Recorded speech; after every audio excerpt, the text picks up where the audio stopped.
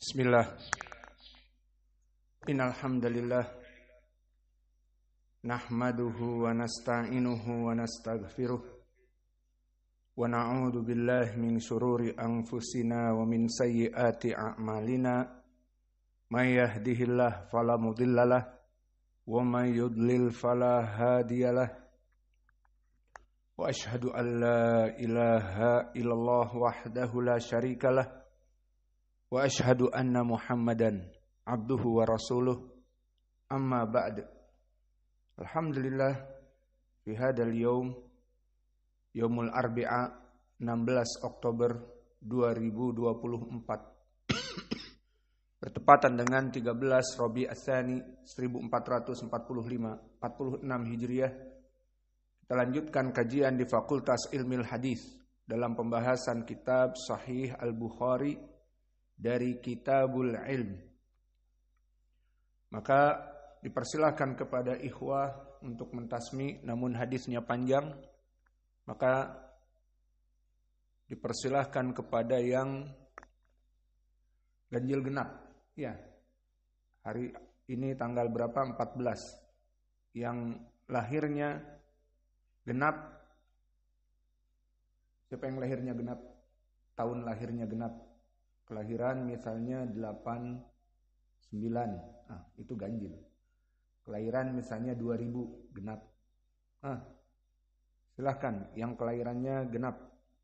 Bismillah. Qala Imam Bukhari rahimahullah ta'ala, hadatsana Abdullah bin Yusuf, hadatsana Laits an Sa'id wa al-Maqburi an Abdullah an Syarih bin Abdullah bin Abi Amir an Anas bin Malik radhiyallahu anhu yaqulu bainama nahnu julusun ma'a Nabi sallallahu alaihi wasallam idza dakhala rajulun bil masjid dakhala rajulun ala jabalin fa'anahu bil masjid ma'aqalahu faqala lahum ayyukum Muhammad wa Nabi sallallahu alaihi wasallam mutaki'un bi dhahranayhi فقلنا هذا رجل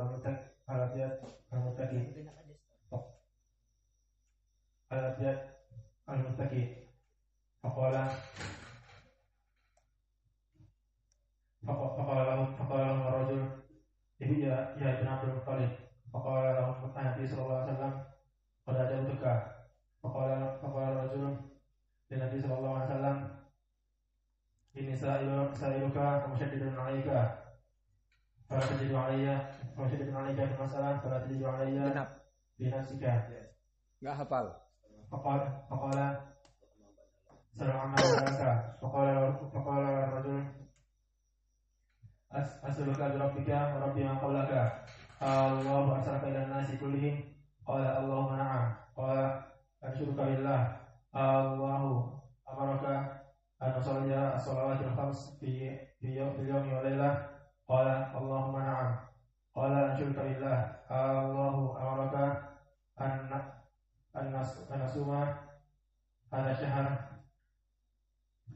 من السنة؟ قال اللهم نعم.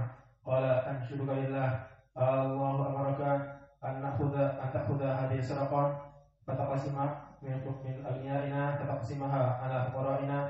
فقال النبي صلى الله عليه وسلم اللهم نعم. فقال الرجل آمنت بما جئت به وأنا رسول من ورائي من قومي وأنا الإمام ابن ثعلبة أخو بني سعد بن بكر. Bismillah. Qala al-Bukhari rahimahullahu ta'ala haddatsana Ismail bin Abdullah qala haddatsani Ibrahim bin Sa'd an Salih an Ibn Shihab an Ubaidillah ibn Abdullah ibn Utbah Ibni Mas'ud anna Abdullah ibn Abbas akhbarahu. Hadis Abdullah ibn Abbas anna Rasulullah sallallahu alaihi wa ala alihi wasallam ba'atha bi kitabihi rajulan wa amarahu an yadfa'ahu ila adimil bahrain fadafa'ahu adimul bahrain ila Kisra falamma qara'ahu mazaqahu fahasibtu anna ibnal Musayyib qala fada'a alaihim Rasulullah sallallahu alaihi wa ala alihi wasallam an yumazziqu kulla mumazzaqin. Maka di dalam hadis ini disebutkan oleh Imam Al-Bukhari bab tentang al-munawalah, yang maknanya adalah dari periwayatan juga di mana seseorang guru memberikan kitabnya kepada muridnya yang dia tulis untuk diberikan kepada muridnya, dinukil catatannya dan seterusnya. Maka ini pun dari periwayatan. Sehingga periwayatan itu bisa dari mendengar, seperti kalian sekarang mendengar pelajaran-pelajaran dari saya dicatat dari syarah Sahih Al-Bukhari, atau di sana yang sekarang ini online, maka mereka pun mendengar melalui streaming, tidak bertemu dengan kita. Namun di zaman teknologi sekarang maka mereka bisa mempelajari dari kita padahal mereka jauh. Di sini kita melihat ada yang dari Kalimantan Barat, jauh. Ada yang dari Depok. Ada yang dari Tangerang. Yang saya tahu itu, yang lainnya tidak tahu. Ada yang dari Aceh. Ada yang dari Pekanbaru. Ada juga dari Florida, Amerika. Iya. Ada dari Damasraya. Maka semuanya, bahkan yang dari Florida berapa kilometer kita ke Florida. Maka mereka bisa mengambil ilmu di zaman now. Dan ini dinamakan juga dengan mendengar dari guru. Sehingga bisa mereka murid-murid kita ini meriwayatkan dari Ustadz kami Said Al-Bandunji. Padahal mereka tidak hadir di sini. Fahimtum?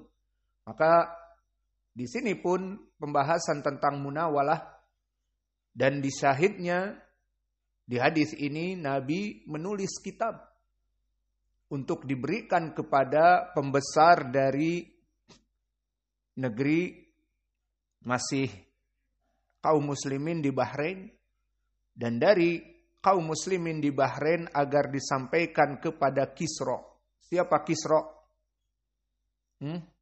Rajanya, pemimpin pada zaman itu dari kelompok Persia.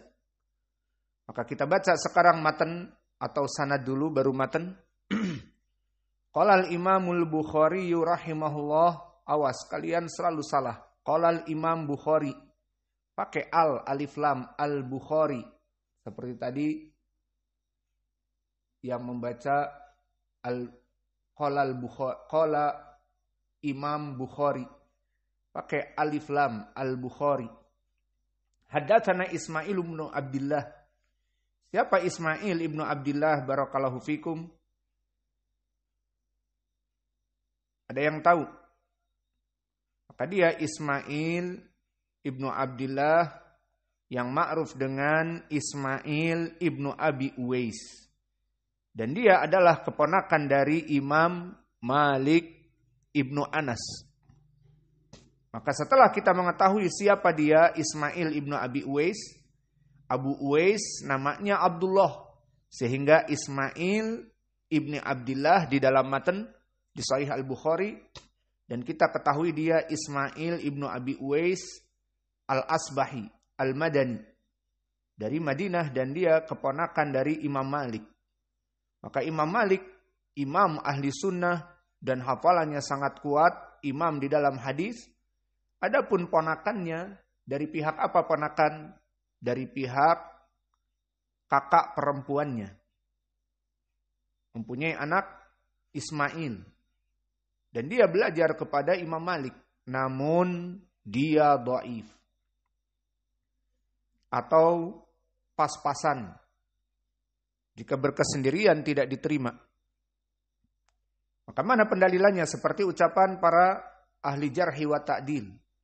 Berkata Abu Hatim, Ismail ibni Abi Uwais mahaluhu sidq wa kana mughaffalan. Maka dia dalam keadaan pas-pasan dan dia mughaffal. Maknanya akalnya itu terkunci. Tidak mudah menghafal. Tidak begitu kuat hafalannya. Terkunci. Itu mughaffalan. Dan berkata Ibnu Adi, wa Ibnu Abi Uwais hada rawa an khalihi Malik ahadits gharaib. Maka di sini dia meriwayatkan dari Imam Malik dalam keadaan hadisnya itu berkesendirian. La yutabi'uhu ahadun alaihi. Hadis-hadisnya tidak diikuti oleh para ulama yang lainnya. Maka di sini faidah. Seorang muhaddis yang mempunyai banyak murid dan mempunyai guru-guru yang ma'ruf seperti di sini gurunya Imam Malik, pamannya sendiri. Atau khol. Dibedakan antara paman dengan khol di lugatil Arabiyah. Adapun di Indonesia dan juga di barat yang dinamakan paman dan bibi itu bersifat umum. Kita beri gambaran Hudzaifah yang bapaknya orang Indonesia dan ibunya orang Arab. Maka kita katakan Hudzaifah menyebut ammi, paman dengan lafaz ammi itu untuk paman dia dari saya. Sehingga kakak-kakak saya dari orang Indonesia, Hudzaifah menyebutnya ammi. Namun pihak laki-laki dari pihak ibunya, dari yang di Arab, maka Hudzaifah menyebutnya khol. Jadi beda. Di Arab antara paman ada dua. Paman dari bapak namanya am. Paman dari ibu namanya khol. Maka orang-orang Arab di sana dipanggil oleh Hudzaifah khol di Yaman. Di Indonesia am, fahim. Begitupun bibi. Maka kakak-kakak saya yang perempuan dipanggil oleh Hudzaifah kholah. Ammah. Amnya laki-laki, ammah perempuan. Maka Hudzaifah menyebut ammah. Dan kepada saudari-saudari dari ibunya dia di Yaman dinamakan kholah. Jadi beda antara am, perempuannya ammah dari pihak Indonesia, bapaknya mengikuti bapak. Dan dari ibu yang laki-laki dinamakan khol, yang perempuan kholah. Fahim tum? Ini di Arab dan ini lebih baik dan lebih jelas. Adapun di Indonesia sama, namanya paman, ya sudah. Saudara laki-laki dari bapak ataupun ibu. Iya apa tidak? Paman namanya.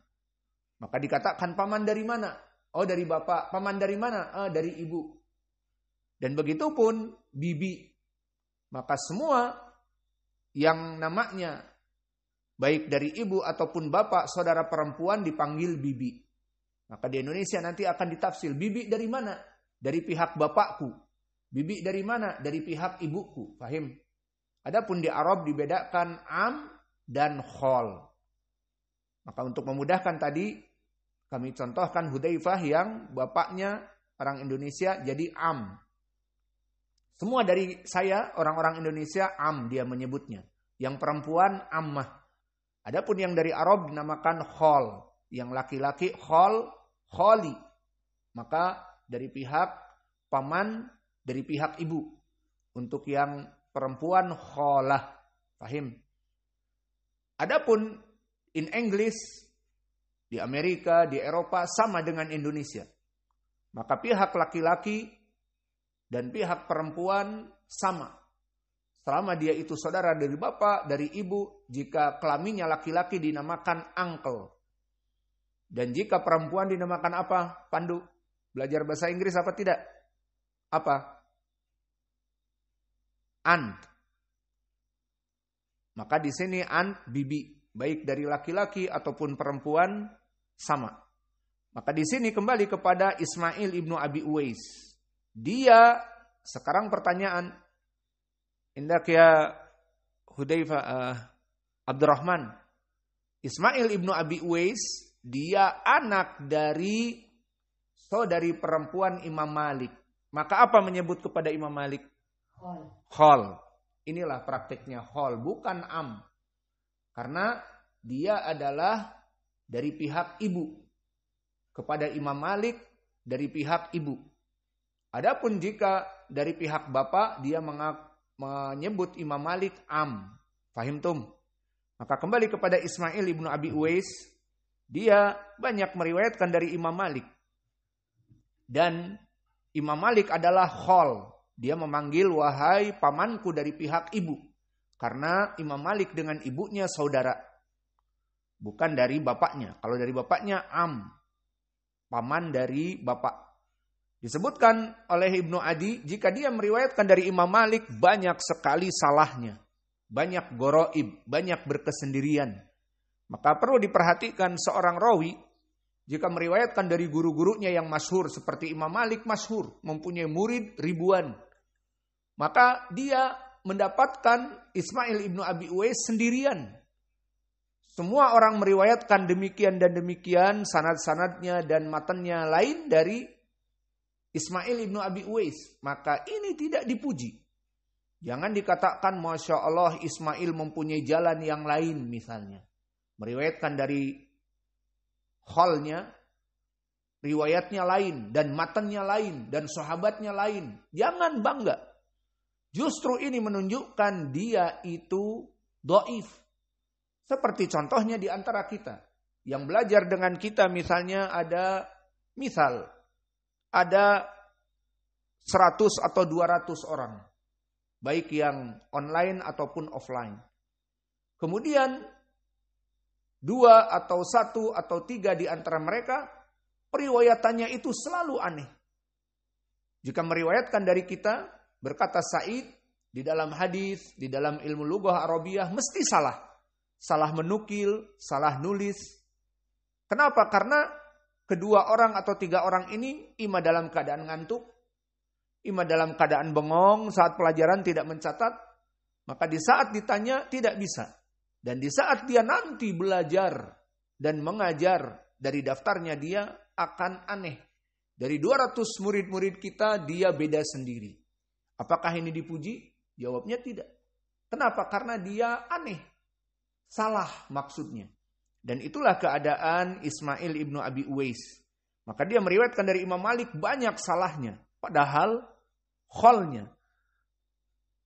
Maka di sini la yutabi'uhu ahadun alaihi. Tulisan dia, hafalan dia dari khalnya Malik Ibnu Anas itu berbeda dengan yang lainnya, berbeda karena kesalahan dan karena hafalannya yang kurang. Itu maknanya. Maka di sini didhaifkan, berkata Imam Ahmad la ba'sa bihi. Dan dikatakan saduq dhaiful aql, laisa bidak. Maka dia rawi yang saduq pas-pasan dan akalnya kurang. Dan berkata Yahya ibnu Ma'in dengan keras mengatakan saduqun dhaiful aql, laisa bidak. Dia rawi yang pas-pasan dan akalnya dhaif, laisa bidak. Kalimat laisa bidak maknanya dhaif, yang lemahnya itu tidak begitu keras. Jika datang riwayat yang lain bisa naik kepada derajat hasan. Berkata Nasa'i, Ismail ibnu Abi Uwais dhaif. Maka ini yang disebutkan oleh imam ulama ahli sunnah dan ulama ahli hadis tentang keadaan Ismail ibnu Abi Uwais. Jika meriwayatkan dari khalnya, maka dari Imam Malik periwayatannya dhaif. Namun alhamdulillah di sanad ini dia tidak meriwayatkan dari Malik. Meriwayatkan dari siapa di sanad? Dari Ibrahim ibnu Sa'ad. Adapun tabaqah dari Ismail ibnu Abi Uwais, maka dia hidup di tabaqah yang ke-10. Dan tabaqah yang ke-10 dari guru-gurunya Imam Al-Bukhari, seperti telah kita berikan di pelajaran-pelajaran yang lalu. Maka dia hidup di zaman Imam Ahmad, hidup di zaman Yahya ibnu Ma'in, hidup di zaman Musaddad ibnu Musarhad dan yang lainnya. Kemudian meriwayatkan Ismail ibnu Abi Uwais, haddatsani. Lafaz ini tasrih, berarti Ismail ibnu Abi Uwais mendengar dari gurunya Ibrahim ibnu Sa'ad. Dan Ibrahim ibnu Sa'ad di sini dia Al-Madani. Berarti 2 rawi ini dari Madinah. Ismail ibnu Abi Uwais dari Madinah, dan begitupun Ibrahim ibnu Sa'ad, dia juga dari Madinah, dan dia cucu dari sahabat Abdurrahman ibnu Auf. Maka sanadnya Ismail, sanad dari nasabnya Ibrahim ibnu Sa'ad, ibnu Ibrahim ibni Abdurrahman ibni Auf. Maka cucu dari sahabat Abdurrahman ibnu Auf. Maka dia Al-Madani, asalnya dari Madinah. Dan dia hidup di tabaqah yang ke-8. Dan tabaqah yang ke-8 di sini adalah itba'ut tabi'in yang pertengahan.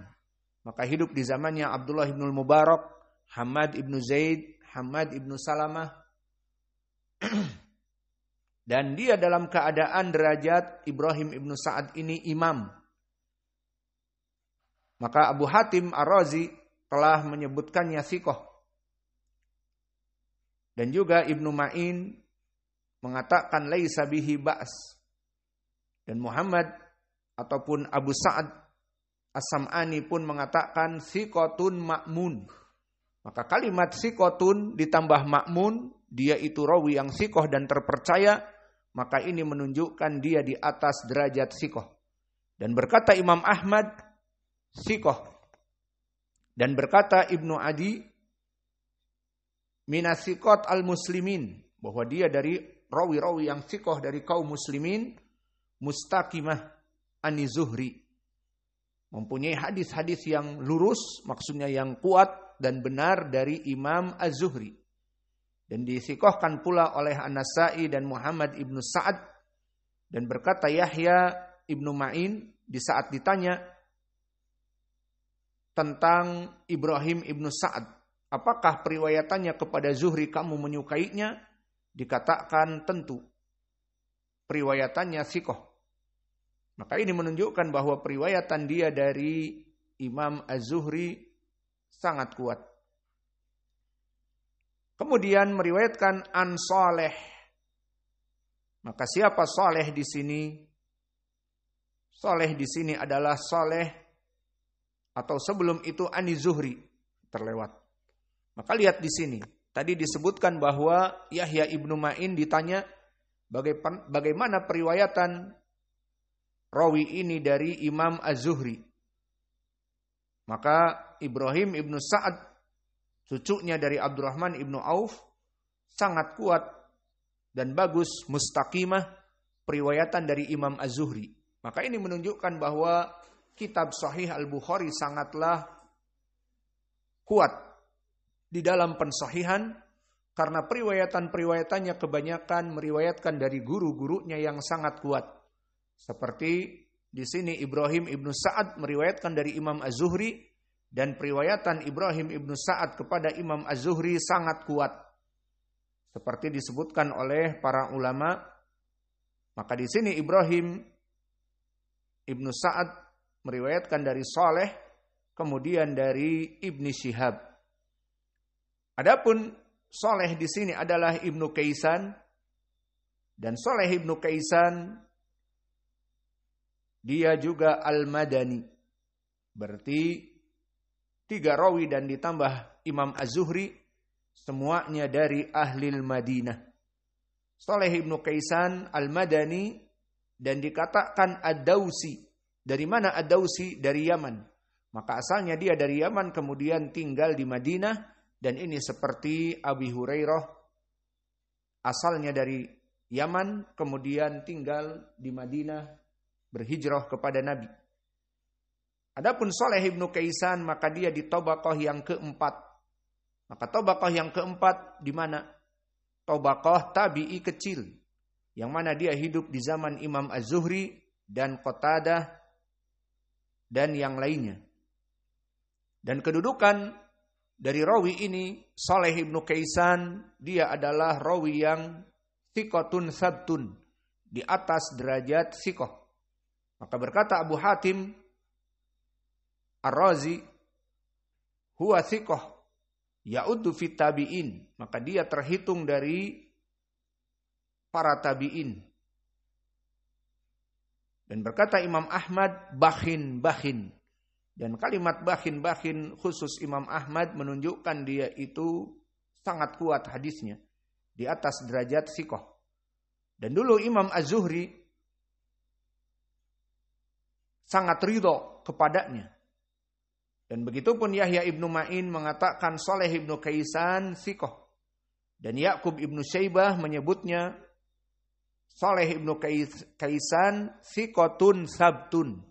Maka tambahan thiqatun dan juga ditambah sabtun menunjukkan bahwa orang ini di atas derajat thiqah. Kemudian meriwayatkan dari Az-Zuhri. Maka Az-Zuhri imam yang agung yang mana dia bernama siapa?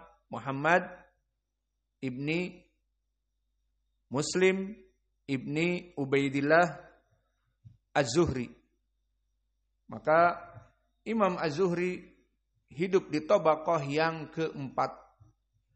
Maka di sini lihat sanad Al-Bukhari lebih turun dibanding kemarin. Ada berapa sanad Imam Al-Bukhari di sini kepada Nabi? Tadi dari Ismail ibnu Abi Uwais. Kemudian kepada gurunya dari Ibrahim ibnu Sa'ad, sudah 2. Kemudian kepada Saleh ibnu Kaisan, sudah 3.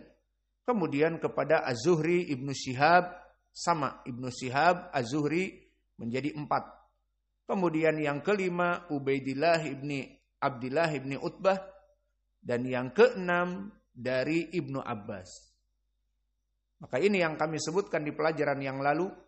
Bahwa sanad-sanad yang kita baca di awal kitab ilm hanya 4. Terutama hadis yang sudah terulang 2 kali tentang asyajarah yang dikatakan oleh Nabi bagaikan nakhlah.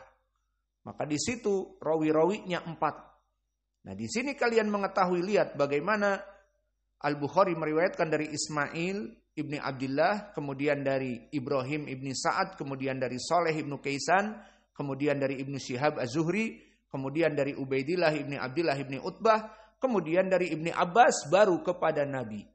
Maka di sini kita melihat bagaimana periwayatan kepada Nabi ada 6 rawi. Maka di sini menunjukkan sanadnya Imam Al-Bukhari turun. Turun dikarenakan apa? Dikarenakan dia meriwayatkan dari rawi-rawi yang berdekatan. Maka adapun untuk Ismail ibnu Abi Uwais bagus. Meriwayatkan dari gurunya yang di Tabaqah ke-10 seperti biasa. Dan antara Ismail ibnu Abi Uwais dengan Ibrahim ibnu Sa'ad bagus. Ada 2 Tabaqah karena Ibrahim ibnu Sa'ad di Tabaqah yang ke-8. Dari Itba'ut Tabi'in yang pertengahan. Namun setelah itu meriwayatkan kepada Saleh ibnu Kaisan dalam keadaan bagus juga. Di mana Saleh ibnu Kaisan di Tabaqah yang ke-4. Namun setelah itu dari Tabaqah yang ke-4 Saleh ibnu Kaisan meriwayatkan dari Az-Zuhri. Dan Az-Zuhri sama Tabaqahnya di Tabaqah yang ke-4. Berarti di sini periwayatan sama-sama periwayatan para tabi'in. Di Tabaqah yang sama bahkan. Imam Az-Zuhri di Tabaqah yang ke-4 maknanya tabi'i kecil. Dan Saleh ibnu Kaisan juga tabi'i kecil. Berarti meriwayatkan dari teman. Bukan dari guru yang tinggi, guru yang tua, tapi dari teman. Maka Saleh berteman dengan Imam Az-Zuhri, maksudnya seusia dan satu Tabaqah. Dan begitu pun Ubaidillah ibni Abdillah ibni Utbah yang akan kita bahas sekarang, maka dia pun hidup di Tabaqah ats-tsalitsah. Maka dia hidup di Tabaqah yang ketiga. Dan Tabaqah yang ketiga, Tabaqah al-wusta minat tabi'in. Maka dia hidup di Tabaqah yang ketiga, pertengahan dari para tabi'in. Maka lihat antara Saleh ibnu Kaisan meriwayatkan kepada Az-Zuhri sama-sama satu Tabaqah. Tabaqah yang ke-4. Sama-sama tabi'i shagir. Dan dari 2 tabi'i shagir ini, Al-Bukhari meriwayatkan dari tabi'i pertengahan, Ubaidillah ibni Abdillah ibni Mas'ud. Ibni Utbah ibni Mas'ud. Maka di sini pun 3 rawi yang berdekatan. Ini yang menyebabkan Imam Al-Bukhari sanadnya nazil. Sanadnya menjadi turun. Kenapa? Karena meriwayatkan dari Tabaqah tabi'i 3 rawi. Mulai dari Saleh ibnu Kaisan, kemudian kepada Az-Zuhri dan keduanya satu Tabaqah. Dan dari keduanya meriwayatkan kepada rawi tabaqah ketiga.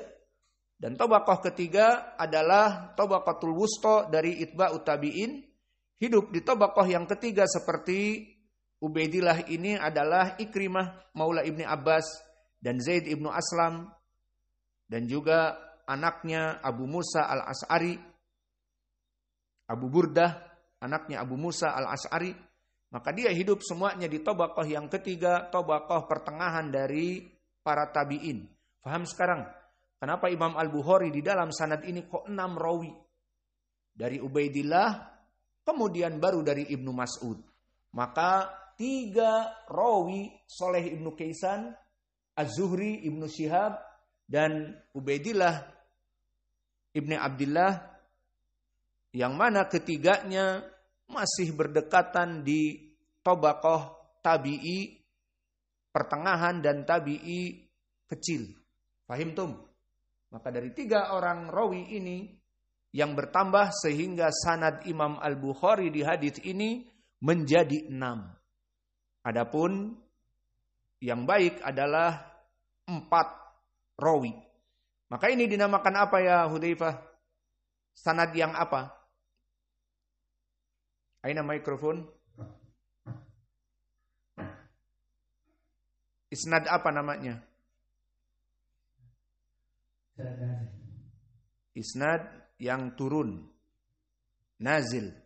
Isnad yang turun dibanding pelajaran-pelajaran yang lalu, yang 4 sanad. Maka 4 sanad itu dinamakan isnad ali, isnad yang tinggi, dan di sini isnad yang nazil. Lalu mana yang dicintai para muhaddisin? Sanad yang ali atau sanad yang nazil? Kenapa? Kenapa dicintai sanad ali? Karena rawi-rawinya sedikit, hanya 4, misalnya Imam Al-Bukhari, dan lebih selamat daripada rawi-rawi yang banyak. Semakin banyak rawinya, semakin mungkin lebih mudah untuk jatuh kepada kedhaifan.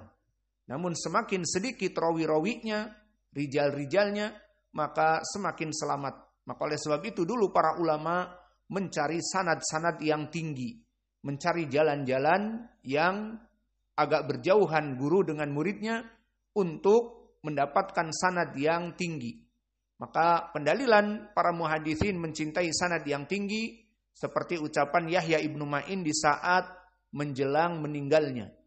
Maka di dalam ucapan Yahya Ibnu Ma'in di dalam keadaan menjelang kematiannya, dia mengulang-ulang Baitu khali wa sanad ali. Makna baitun khali yakni rumah yang kosong. Wa sanad ali, sanad yang tinggi. Rawi-rawinya sedikit. Seperti pelajaran Imam Al-Bukhari di pelajaran yang lalu di Kitabul Ilm di hadis-hadis pertama sanadnya hanya 4. Tapi di sini sanadnya menjadi 6, ketambahan 2 rawi.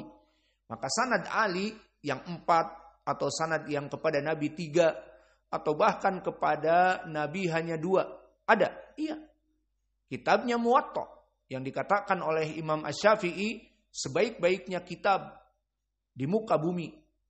Kitab Muwatta karya Imam Malik. Maka dari Imam Malik kepada Nabi hanya 2. Seperti Malik An-Nafi' an Ibni Umar. Di kitab Muwatta Malik meriwayatkan dari Nafi' maula bekas budaknya Ibnu Umar, dari Abdullah Ibnu Umar dari Nabi. Maka hanya 2 sanad saja.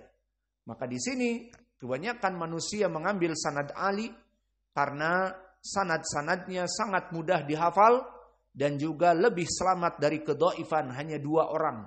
Beda dengan 6 orang sanad. Diperiksa dengan teliti 6 rawi ini. Adapun 2 rawi lebih mudah, lebih ringkas dan lebih mudah dihafal dan lebih selamat daripada kedhaifan.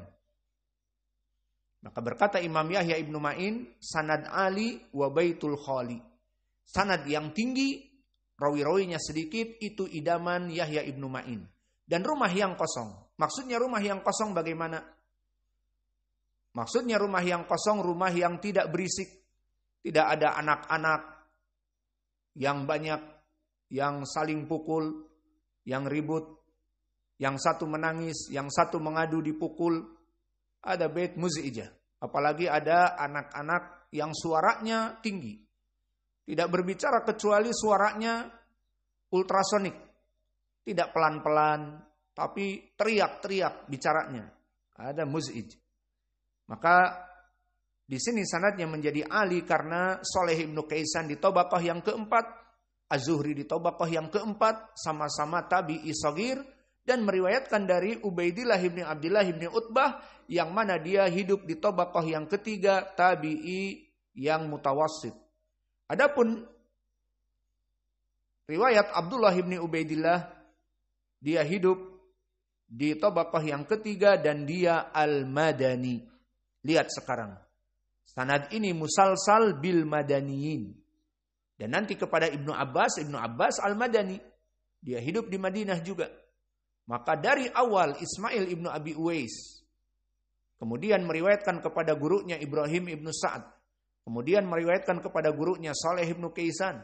Kemudian meriwayatkan dari gurunya Imam Az-Zuhri ibnu Syihab.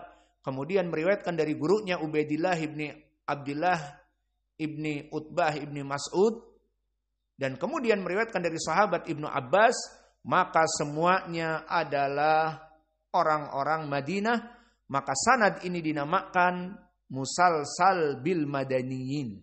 Sanadnya berurutan dari orang-orang ahlul Madinah. Lalu kedudukan Ubaidillah ibni Abdillah ibni Utbah ibni Mas'ud mahaluh. Maka rawi ini di atas derajat thiqah. Bahkan dia adalah dari fuqaha al-Madinah. Maka disebutkan oleh Imam Abu Zur'ah, Madini thiqah ma'mun imam. Berapa coba? Pujiannya 4. 3. Thiqatun ma'munun imam. Maka dia di atas derajat thiqah jelas. Disebutkan thiqatun ma'munun imam.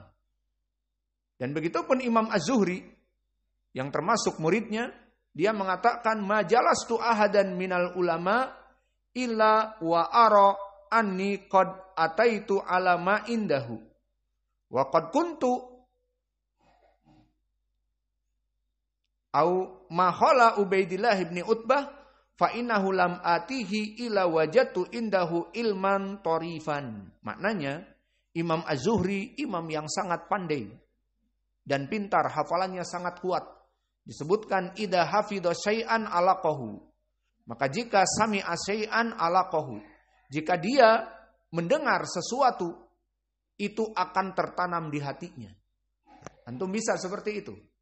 Kalau bisa seperti itu nggak usah nulis. Saya dari tadi bicara tentang rawi-rawi, nggak usah ditulis. Dihafal saja. Maka hafalannya Imam Az-Zuhri sangat kuat. Maka oleh sebab itu, dia katakan tadi, jika aku mendatangi guruku, dia belajar kepada siapapun, maka dia akan mengambil ilmu-ilmu dari gurunya dalam waktu cepat. Karena dia hafal dengan mudah. Maka mungkin dia mengambil daurah beberapa hari, beberapa pekan, selesai. Sudah cukup. Itu yang biasa dilakukan oleh Imam Az-Zuhri. Maka dia katakan, tidaklah aku mendatangi dari para ulama kecuali aku telah mengambil dari dia ilmu-ilmunya. Dengan mudah diambil ilmunya. Namun dia dapati adapun rawi ini Ubaidillah ibni Abdillah ibni Utbah ibni Mas'ud, aku duduk dengannya dan aku merasa kurang terus. Menunjukkan bahwa ilmu Ubaidillah sangat luas. Sehingga Imam Az-Zuhri tidak cukup dengan beberapa hari saja. Kharij balgom. Maka dia dikatakan sebagai fuqaha as-sab'ah al-Madinah. Dan disebutkan juga oleh Imam Az-Zuhri bahwa dia termasuk dari a'immah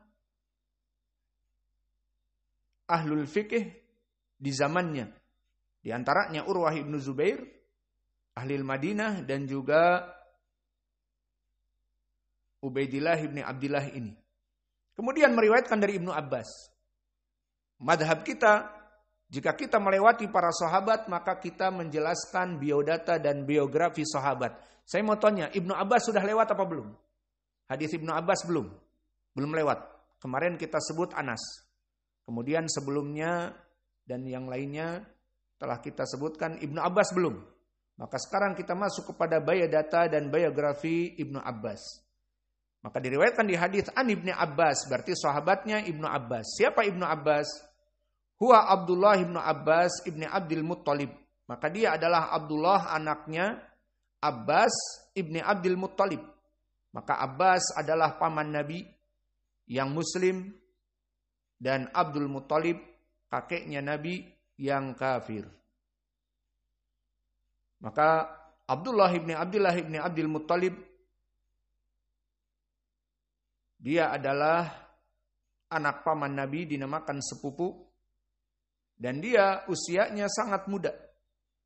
Namun dengan mudanya ini dia orang paling cerdas dari keturunan Abdul Muttalib bersama Ali radhiyallahu anhu. Maka Ibnu Abbas dari keutamaannya, dulu di saat Nabi masuk ke WC, maka dia mendatangkan air untuk BAB dan BAK Nabi. Setelah keluar maka Nabi bersyukur dan dipeluknya dan diberikan doa. Allahumma faqihu fid din wa alimhu ta'wil. Wahai Allah, jadikanlah Ibnu Abbas faqihu fid din, orang yang faqih, memahami agamanya dan memahami ilmu tafsir.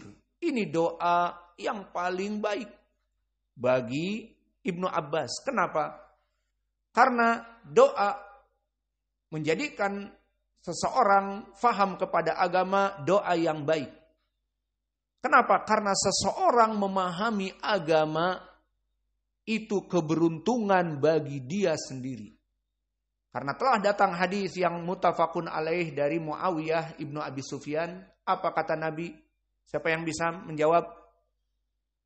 Cepat. Man yuridillah bihi khairan yufaqihu fid din. Jika Allah menginginkan kepada seorang hamba kebaikan, Allah akan memudahkan bagi dia untuk menuntut ilmu. Maka lihat di antara kita, datang dari jauh semuanya, dimudahkan kepada kalian untuk menuntut ilmu. Menunjukkan Allah menginginkan kebaikan. Maka bersenanglah dengan ilmu yang ada. Teruslah menuntut ilmu. Karena Allah menginginkan kebaikan kepada kalian di sini. Maka kebalikannya. Jika Allah menginginkan keburukan kepada seseorang, meskipun dia tempatnya dekat dari tempat menuntut ilmu, maka Allah akan menjauhkan ilmu darinya. Baik merasa dirinya sudah pintar, ataupun ada kelas dengan yang dia belajar padanya dan sebagainya, yang jelas Allah menjauhkan darinya ilmu. Maka berapa dari hadis-hadis orang-orang yang dijauhkan dari ilmu adalah penyebab dari inhiraf, penyebab dari kesesatan, penyebab dari seseorang jauh dari agama. Contohnya di Al-Quran Allah berfirman, falamma zagu azagallahu qulubahum. Maka di saat dia lari dari menuntut ilmu, merasa dirinya mungkin sudah berilmu dan menjauhi majelis-majelis ahlul ilmu, terutama ahli sunnah. Adapun mungkin kajian-kajian selain ahli sunnah dia datang, kita tidak mengetahui, bersifat umum di sini. Yang jelas dia lari dari kajian-kajian ahli sunnah. Ini menyebabkan inhiraf, menyebabkan dia lari dari ilmu. Allah menjauhkan dari kebaikan. Karena hadis tadi di hadis Muawiyah, man yuridillah bihi khairan yufaqihu fiddin. Jika Allah menginginkan dunia yang baik bagi orang ini dan akhirat yang baik bagi orang ini, Allah akan menjadikan dia faqih, cinta kepada ilmu. Kebalikannya, jika Allah tidak menginginkan kebaikan, Allah menginginkan dia jauh dari agama, sehingga jauh dari kebaikan dunia dan hari akhirah, maka Allah akan menjauhkan dia dari ilmu, seperti ayat tadi, dan juga hadis yang sering kita lewati. Hadis siapa sahabatnya, ingat? Abu Waqid Al-Laythi. Kisah tentang 3 orang yang melewati majelis Nabi. Maka disebutkan oleh Abu Waqid Al-Laythi, bahwa Nabi Muhammad SAW duduk bersama para sahabat memberikan ilmu. Kemudian datang salah satu nafarin, datang 3 orang lewat kepada majelis. Kemudian fadakhala itsnan fawalla wahid. 2 orang melihat majelis Nabi masuk dan 1 orang melewati saja, tidak mau ikut menuntut ilmu. Maka apa kata Nabi setelah selesai di majelis? Ala ukhbirukum an haula ats-tsalatsah. Maukah aku beritahukan kepada kalian bagaimana 3 orang tadi yang datang menuntut ilmu dan yang pergi dari majelis ilmu, tidak mau masuk. Maka disebutkan adapun yang datang 2. Yang pertama, dia semangat mendapati majelis, kemudian duduk di tengah majelis ataupun mendekati kepada Nabi agar mendengar. Maka orang yang semangat ini fa'awallahu lahu. Maka orang ini dengan semangat mendatangi majelis ilmu, duduk, mencatat, mendengar, semangat. Allah pun semangat memberikan hidayah kepadanya dengan mudah. Adapun yang kedua yang masuk juga, maka dia malu-malu. Fajalasa istihya'an. Dia duduk dalam keadaan malu-malu di pojok. Bahkan bukan hanya di pojok, tetapi di belakang dari tiang biar tidak kelihatan. Maka apa kata Nabi? Fastahyallahu bihi. Karena dia malu, Allah pun malu memberikan rahmatnya dan hidayahnya. Maksudnya tidak seperti yang kelompok pertama. Kelompok pertama diberikan hidayah dengan full. Karena dia dalam keadaan menerima ilmu dengan rajin dan mudah, duduk di depan. Adapun yang kedua malu-malu. Dan yang ketiga tahu ada majelis ilmu, lewat saja. Tidak mau menuntut ilmu. Banyak sebab. Maka apa kata Allah? Fa'amma hadza a'rada 'anil ilm a'radallahu anhu. Maka orang ini lari dari menuntut ilmu, tidak mau menuntut ilmu, Allah lari dari dia. Maka jika Allah lari dari pemberian hidayah kepadanya, maka akan menyebabkan orang ini inhiraf, berpaling. Maka bisa jadi dia mengaku ahli sunnah dari ahli sunnah, namun Allah memalingkan hatinya. Mungkin akan mencintai kelompok-kelompok yang lain selain ahli sunnah. Maka ini pendalilan lawan dari hadis tadi. Yang mana di hadis Muawiyah disebutkan, man yuridullahu bihi khairan yufaqihu fiddin. Barang siapa yang Allah mencintai seseorang, Allah akan menjadikan dia cinta kepada ilmu. Maka di sini yang hadir di sini, kita bersyukur kepada Allah. Dan kepada anak-anak kita yang menuntut ilmu, kita bersyukur kepada Allah. Apa? Allah menginginkan kepada anak-anak kita dan yang hadir di sini kenikmatan dunia dan kenikmatan akhirat. Karena apa? Allah menginginkan kebaikan kepada mereka dengan menjadikan mereka cinta kepada ilmu. Namun sebagian manusia Allah jauhkan dari ilmu. Meskipun rumahnya dekat, meskipun dia itu dalam keadaan mudah untuk mendatangi ilmu, bahkan gratis. Ya ibadallah, berapa markas-markas dari menuntut ilmu, baik dia dengan kelompok roja ataupun bahkan ahli sunnah. Masuk itu uang pendaftaran di tahun baru 17 juta, 20 juta, 25 juta. Iya apa tidak? Kemudian setelah itu SPP-nya 1.500.000 setiap bulan. Dan katanya ini saya baru tahu, setelah 1 tahun maka dia naik kelas, itu nanti ada uang administrasi, dinamakan daftar ulang. Terus bayar berapa? Katanya di atas 10 juta ataupun sama seperti dia masuk. Itu namanya daftar ulang. Maka kita juga heran, berarti tiap tahun berapa bayar? Ya itulah. Kalau dia nanti naik kelas, nah tahun ajaran baru dia harus daftar ulang. Membayar sekitar 10 juta ke atas dan seterusnya. Berarti tajir punya sekolah seperti itu. Naam. Maka kita kembali kepada niat. Maka kita bersyukur kepada Allah.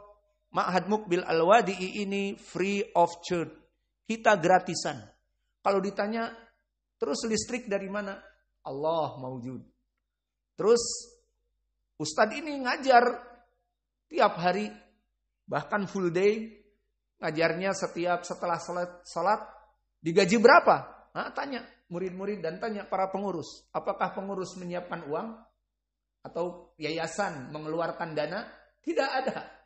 Alhamdulillah. Allah yang justru kita beriktimad. Kalau kita beriktimad berpegang kepada yayasan makhluk. Kita beriktimad kepada para pengurus makhluk. Tapi kepada Allah yang dikatakan huwar razaqu dzul quwwatil matin, bahwa Allah itu maha pemberi rizki yang rizkinya sangat kuat, kita berpegang teguh kepada Dia, maka kita tidak akan fakir. Namun berpegang teguh kepada pengurus mereka manusia, sama-sama fakir juga. Atau kepada yayasan makhluk, ciptaan kita, membuat yayasan, dari mana uangnya? Tidak ada. Maka kita berpegang teguh kepada Allah, dan antum lihat, dakwah kita di sini yang resmi adalah 2 tahun di masjid ini, dan di masjid kecil 1 tahun, 3 tahun. Sebelum itu kita nomaden. Maka apakah sampai sekarang kita mati kelaparan mengajar dengan gratis? Tidak. Dan antum lihat bagaimana Allah memudahkan kepada kita istri-istri yang banyak, anak-anak yang banyak. Dan juga rumah-rumah, antum lihat kita diberikan rumah-rumah yang banyak. Maka apakah karena mengajar dengan gratis kemudian kita dalam keadaan tidak jaya raya, kaya raya? Justru terbalik.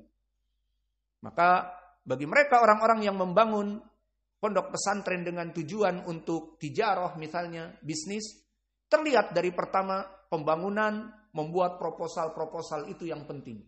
Pembangunan dengan bangunan-bangunan gedung-gedung yang tinggi untuk sakan-sakan agar kita nanti tiap murid bayar 20 juta, 23 juta, maka harus sakannya itu bagus, bertingkat, dan kelas-kelasnya mewah, dan makanan-makanannya dan yang lainnya. Maka alhamdulillah saya menanyakan kepada kalian makan di sini mewah apa tidak? Hah? Alhamdulillah ada ikan, ada ayam, iya. Beberapa ikhwah yang datang ke sini dan pernah bersama kita, mereka mengatakan subhanallah, makanan di sini makanannya mewah. Ayam, ikan, antara itu. Di pondok-pondok lain makan itu hanya semangkuk dari nasi, Kalau masalah tempe tahu, 2 ti itu, tempe tahu, 2 ti, itu harus wajib. Ketemu ayam dan ikan dalam 1 bulan bisa dihitung 3 dan 4. Namun bayarannya 1,5 juta, dan seterusnya. Alhasil, semua jika dibangun dengan keikhlasan, maka semua akan mudah. Dan tanpa biaya banyak, yang penting dakwah berjalan terus. Maka oleh sebab itu kami mengucapkan kepada orang-orang di belakang layar, underground, yang mana mereka menginfakkan harta-harta mereka untuk kemaslahatan dakwah dan biaya operasional dakwah, maka diaminkan, saya mendoakan kepada kalian agar Allah mengampuni dosa-dosa kalian, dan Allah memberikan rizki yang lebih banyak dari apa yang biasa diberikan, dan Allah menggantikannya dengan mizan hasanat, menjadi berat di timbangan dari infak-infak harta yang diberikan, dan dipanjangkan umurnya. Maka Allah telah menjanjikan kepada kalian semua, in tansurullah yansurkum wa yutsabbit aqdamakum. Barang siapa yang menolong agama Allah, Allah akan menolong dirinya. Wa yutsabbit aqdamakum, dan Allah akan menjayakan di dunia. Maka dari saudara-saudara kita banyak yang berbicara dengan kita setelah kita bergabung memberikan meskipun 100, 200 atau 1 juta untuk operasional dakwah, maka tidaklah kecuali tijarah kami semakin meningkat. Tidaklah kecuali utang yang ada pada kami terlunaskan. Kecuali kami membuka cabang-cabang dari kios-kios kami yang tadinya 1 kios menjadi 2 kios. Yang tadinya kami membuka proyek menyewa tempat, maka kami sekarang membuka proyek di tanah sendiri. proyek-proyek besar. Ini pengakuan dari mereka. Kenapa? Karena janji Allah tadi. In tansurullah yansurkum wa yuthabbit aqdamakum. Barang siapa yang menolong dakwah Allah, Allah akan menolongnya dan menjadikan jaya raya. Maka oleh sebab itu, barang siapa yang ingin memberikan dari kemampuan yang ada baik materi ataupun tenaga, seperti kita di sini mengajar, alhamdulillah seperti antum lihat tidak ada sepeser pun dari uang yang kita dapatkan dari hasil pengajaran ditarif. Setiap bulan ini berapa Ustadz dikasih dan seterusnya dari yayasan, tidak ada. Yayasan dari semenjak kita membuat sampai sekarang hanya sekedar untuk perizinan saja. Dan bendahara pun dan yang lainnya tidak pernah menerima uang-uang dari yayasan, dan karena memang tidak masuk lewat yayasan, maka alhamdulillah sampai this time yang bisa menyumbangkan pemikiran pengajaran dengan gratis, alhamdulillah Allah berkahi. Dan barang siapa yang memberikan juga bantuan dana, semakin hari semakin mereka jaya raya. Kembali kepada Ibnu Abbas. Maka Ibnu Abbas termasuk dari para sahabat yang sangat kuat ilmunya karena doa Nabi kepadanya. Allahumma faqihu fid din wa alimhu ta'wil. Maka akhirnya dia menjadi sahabat yang paling cerdas, dan keutamaannya juga yang menonjol, dia termasuk minal muktsirin fi riwayatil athar. Dia termasuk dari sahabat yang banyak meriwayatkan hadis, dan dia di tingkat yang kelima setelah Aisyah. Berarti nomor 1 siapa? Abu Hurairah. Tsumma yalihi Ibnu Umar, Abdullah Ibnu Umar. Kemudian setelah itu siapa? Anas Ibnu Malik. Kemudian yang keempat Aisyah istri Nabi, dan yang kelima Ibnu Abbas. Maka itulah ranking Ibnu Abbas kelima dari orang-orang yang meriwayatkan hadis, dan dia mendapatkan hadis 1660 hadis. Maka ini keutamaan dari Abdullah bin Abbas. Dan sekarang kita masuk kepada matan. Bahwa Ibnu Abbas akhbarahu, memberikan khobar kepada Ubaidillah bin Abdullah, anna Rasulullah sallallahu alaihi wa ala alihi wasallam ba'atha bi kitabihi rajulan wa amarahu an yadfa'ahu ila azimil bahrain. Fadafa'ahu azimul bahrain ila Kisra. Maka ini poin pendalilan di dalam alinea ini tentang permasalahan al-wijadah ataupun pemberian kitab. Maka di sini Nabi menulis kitab yang ingin disampaikan.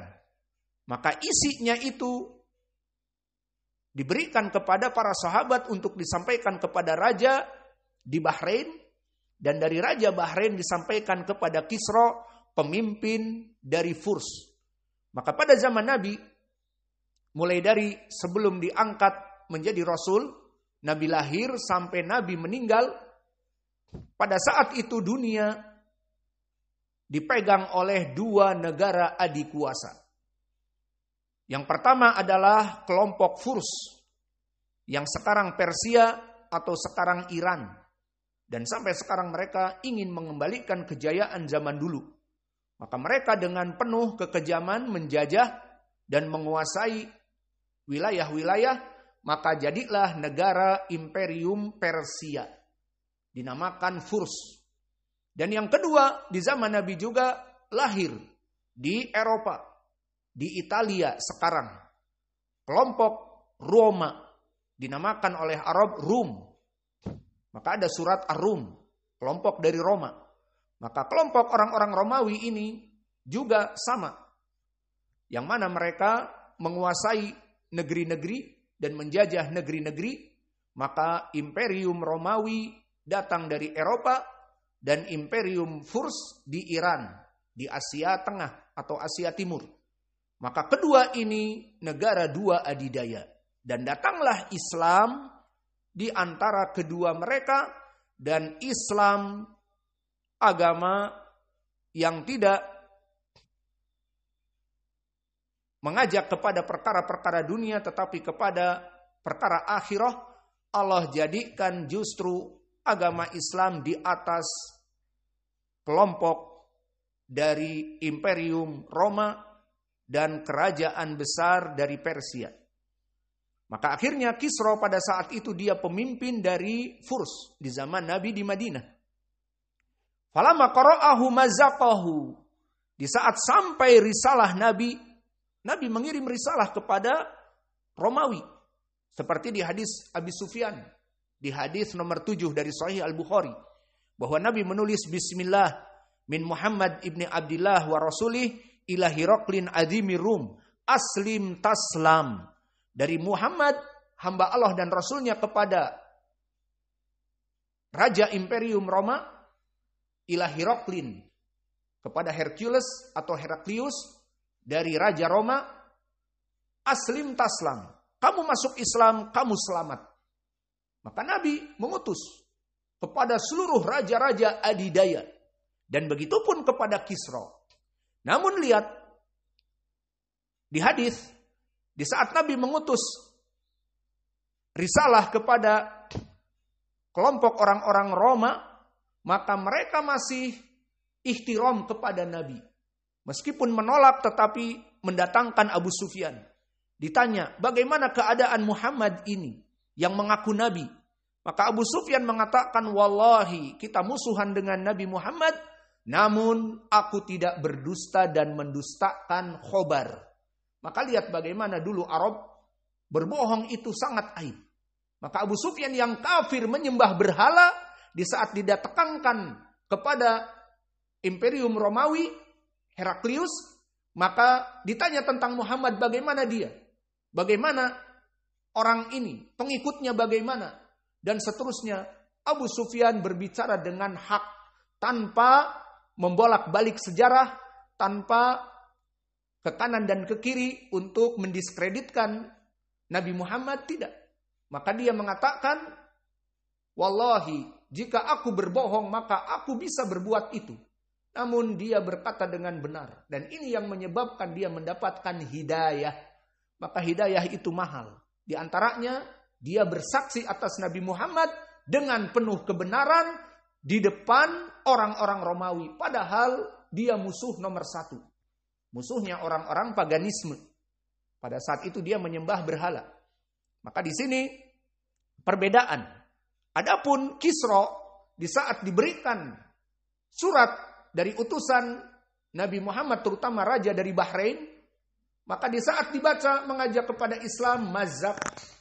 Maknanya mazaqaha, kertas itu dipotong-potong. Kemudian dilempar. Maka lihat bagaimana. Nah, disebutkan di dalam hadis dari rawi dari Ibnul Musayyib, katanya fada'a alaihim Rasulullah sallallahu alaihi wasallam an yumazziqu kulla mumazzaqin. Maka Nabi berdoa kepada Allah, ya Rabb, hancurkan mereka seperti mereka menghancurkan surat dakwah ini, hancurkan kekuatan Imperium Persia. Maka lihat, doa Nabi terjawab atau tidak? Terjawab. Doanya Nabi mustajab.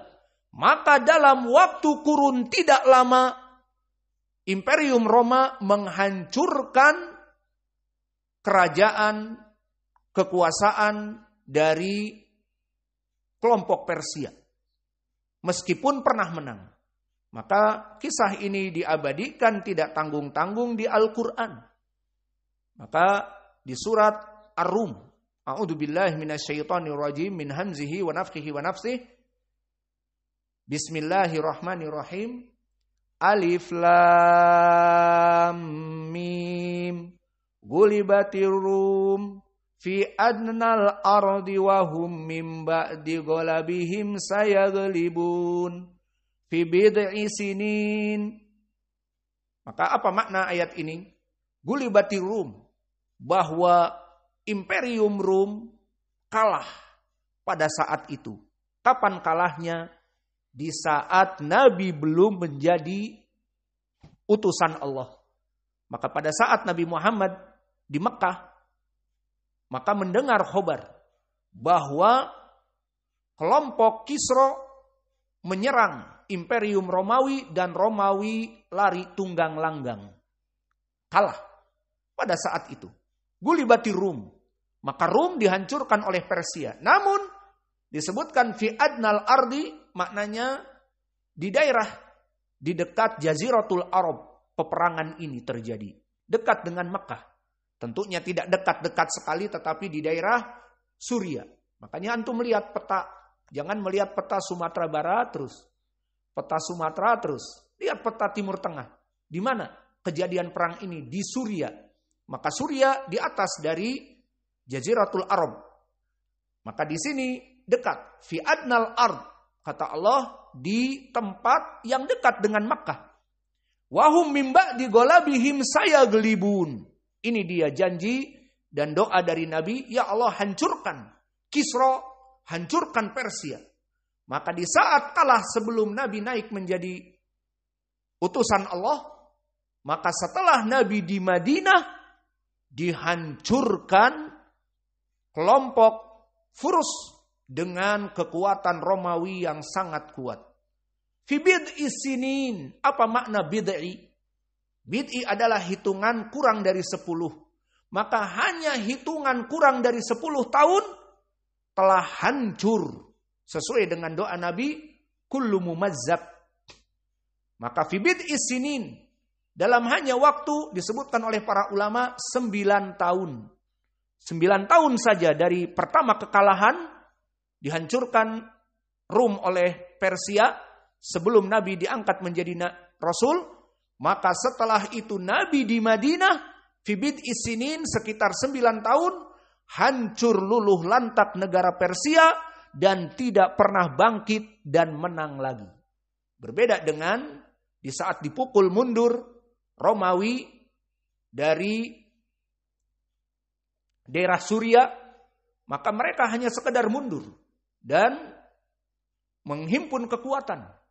Adapun Kisra dihancurkan setelah itu oleh Romawi dan tidak pernah bangkit lagi. Hancur. Dalam keadaan luluh lantak. Sesuai doa Nabi, mazzaku kulla mumazzaq. Wahai Allah, hancurkan mereka dalam berbagai segi dihancurkan. Maka di akhir ayat, di ayat keempat disebutkan, wa yauma idin yafrahul mu'minun. Maka pada saat itu sangat senang dan bahagia orang-orang mukmin. Pertanyaan yang besar. Kenapa orang mukmin bahagia dengan kemenangan Romawi dan kekalahan Kisra, kelompok Persia? Kenapa? Silahkan dijawab. Kenapa di ayat disebutkan wa yauma idzi yafrahul mu'minun? Al-mu'minun fa'il. Maka orang-orang mukmin, terutama Nabi dan para sahabatnya, senang. Pertama, karena kelompok Faris atau Al-Farisi, Al-Furs, Persia, penyembah berhala. Bahkan penyembah api, Majusi. Adapun kelompok Rum, mereka An-Nasara dari Ahlul Kitab. Dan kelompok Ahlul Kitab dari prakteknya lebih menghargai kaum muslimin daripada mereka para penyembah berhala, penyembah api. Dan juga ini penyebab yang pertama. Maka kaum muslimin meskipun tidak bisa menghancurkan Persia, tapi dengan tangan yang kedua mereka lebih senang karena kelompok Persia yang paganisme. Dan mereka tidak ada ihtiram kepada Nabi. Datang surat dari Nabi, langsung dirobek-robek, dibuang. Adapun kelompok Rum masih menghargai, dibaca dan diartikan. Dan meskipun tidak sesuai maka tetap. Dan antum ingat An-Najasyi, Raja Habasyah, yang agamanya Ahlul Kitab. Maka menerima dari para muhajirin. Yang belum ada Madinah pada saat itu, mereka muhajirun ke Habasyah. Dan diterima di sana. Maka ini menjadi pendalilan bahwa kelompok Ahlul Kitab lebih dekat kepada Islam. Maka mereka lebih sayang kepada ajaran kaum muslimin. Berbeda dengan paganisme, penyembah berhala, terutama api. Maka mereka asalnya adalah orang-orang yang menyembah paganisme, bukan Ahlul Kitab, maka lebih parah keadaannya kepada kaum muslimin. Dan yang kedua, sebabnya wa yauma idin, Maka pada hari itu, idin di sini hari apa? Yafrahul mu'minun. Disebutkan oleh para ulama, terjadi pada saat itu perang Badar atau Sulh Al-Hudaybiyah. Namun yang lebih mendekati Sulh Al-Hudaybiyah, maknanya kaum muslimin menang atas orang-orang kafir.